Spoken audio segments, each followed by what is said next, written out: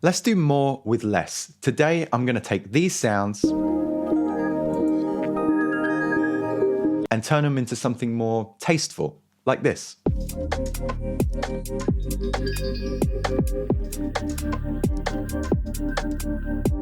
Let's dive into it. Okay, so in today's project, we've got a respace and a basic Future Garage groove. They're going to be the anchor points to our track, but what we want to do is make this sound a little bit more interesting to start off.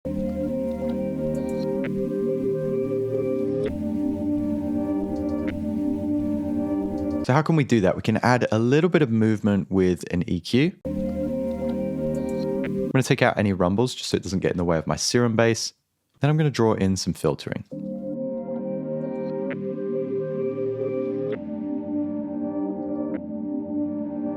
Next, what I want to do is add the auto pan to give it some movement. We're going to take our amount all the way up, set this to beat sync, and maybe start with 8th notes. Take our phase all the way to 360 and choose a triangle wave. I'm going to set our offset to 180. That means that we start on the quietest part, not the loudest part of this kind of LFO pattern. Then we can draw in some rate automation to give it a little bit more of a rhythmic bounce.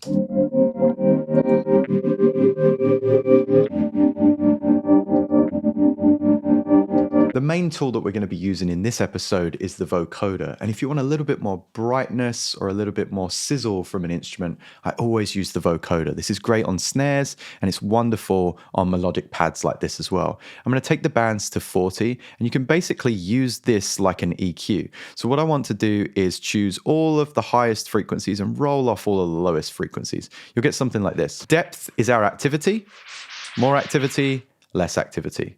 So I want quite a lot of activity, and formant is basically our pitch. Brighter, darker.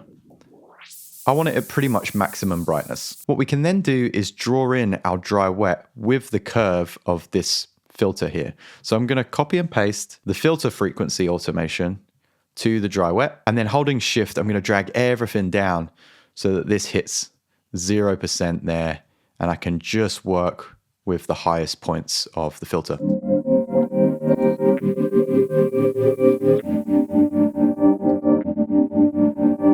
So now the main part of the video, and probably why you're here. I'm going to take a sound like this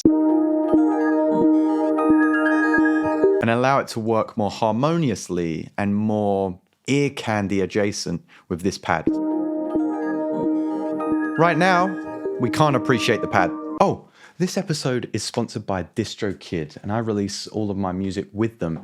I've got new releases on the way scheduled with DistroKid, and I use their promo tools to make sure that my audience knows the song is coming their way. Post the record's release, I use their marketing tools so that you can see more about the record and so that my Spotify canvas looks more professional. Just go to the Enhance Your Music tab and choose Spotify Canvas Generator, and then type in your word of choice and find something that suits the vibe of your track. There's loads of discounts in the description. Let's get back to the video. So, first thing that we're going to do is add that vocoder again. Shout out to Dank Sauce. I hope I'm pronouncing your name right for showing me this trick. We're going to set this to anywhere between sort of 28 and 40 bands. I'll go somewhere in the middle with 36. And we're going to set this to modulator. We'll start to get a more underwater effect now. And if we increase our gate, we'll start to get less of some of the constant tone and only some of the peak sounds that are coming through this waveform.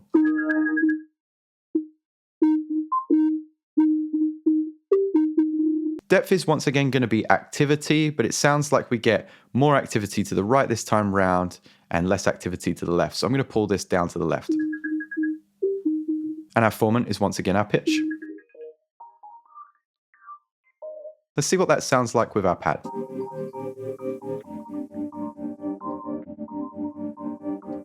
Cool. So far, I really like that. I want a little bit more loudness out of this. So I'm going to kind of cheat and use the OTT plugin from Xfer. This is free. Take out the lows and just work with those mids there.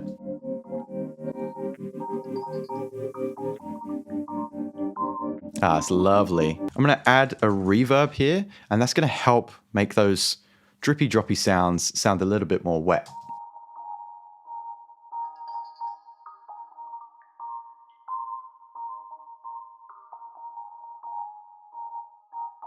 Any tones that you don't like, remember this is basically an EQ. So we can get rid of any bands that we don't like or that are a little bit too prominent. From here, I'm going to use the auto pan once again, but instead of like the previous time creating like a rhythmic bounce, I'm going to create some panning. It's really easy to do with our amount. We're going to keep our phase exactly where it is this time and turn up our rate. I'm going to add an LFO so that this isn't constantly panning between the left and right speaker. I'm going to take this off mod, set this to about 60, and the second option to 0, mapping this to the amount and setting it to beat sync, and then I guess like 4 bars.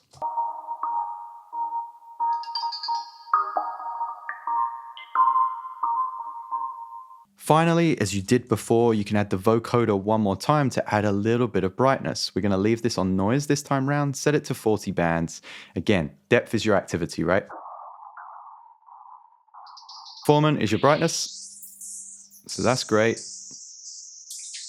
And then automate our dry wet so it rises and falls over time.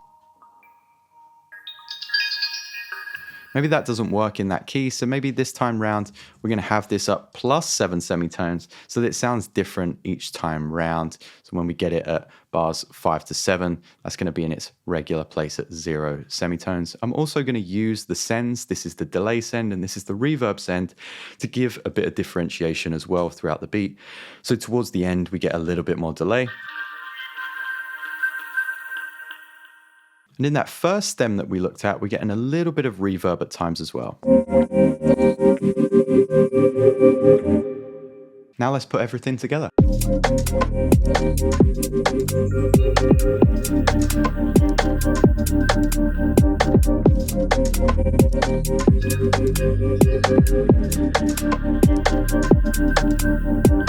I hope that was helpful. Let me know what you want to see in future videos. Feel free to reach out at the Patreon or over at my Instagram to get your suggestions in if I don't see you in the comments. Thank you so much for swinging by, and I'll see you next time.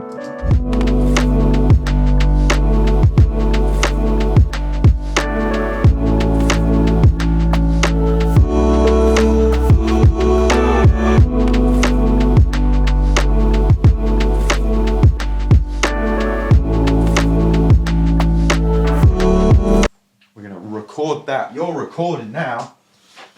You're recording. God, I'm sweating.